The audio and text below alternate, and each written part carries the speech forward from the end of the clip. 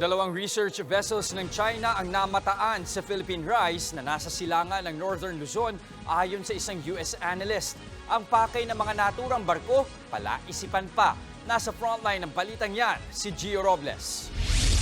Nag-post kahapon sa social media platform na X ang maritime security analyst mula Amerika na si Ray Powell na dati ring defense attaché at opisyal ng US Air Force. Sa kanyang post, makikita ang mapa ng Luzon at ang dagat na nakapalibot sa Pilipinas. Ayon kay Powell, nitong February 26, dalawang research vessel ang umalis sa Guangzhou, China at binaybay ang Luzon Strait. Kahapon, naispatan ng dalawang vessel na nakatambay sa silangan ng Luzon, partikular sa hilagang silangan ng Benham o Philippine Rice na giit ni Powell ay sakop ng Exclusive Economic Zone ng Pilipinas. Base sa mapa, dumaan ang dalawang barko sa gitna ng Basco, Batanes at Babuyan Islands. Agad kinuhanan ng pahayag ng News 5 ang Armed Forces of the Philippines, Philippine Coast Guard at National Security Council. Pero ayon mismo kay PCG spokesperson for the West Philippine Sea, Commodore J. Tariela, wala pa silang impormasyon tungkol dito na maibabahagi nila sa publiko. Nitong nakaraang linggo lang nang harangi naman ng China Coast Guard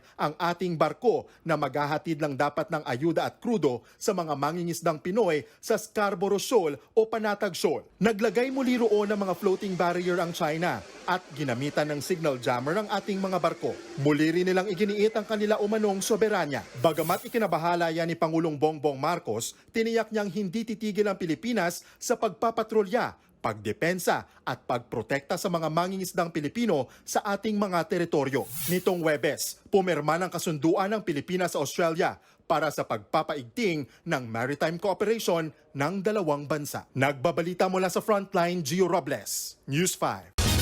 Mga kapatid, Jess De Los Santos po. Iba na ang may alam at may pakialam sa panahon ngayon.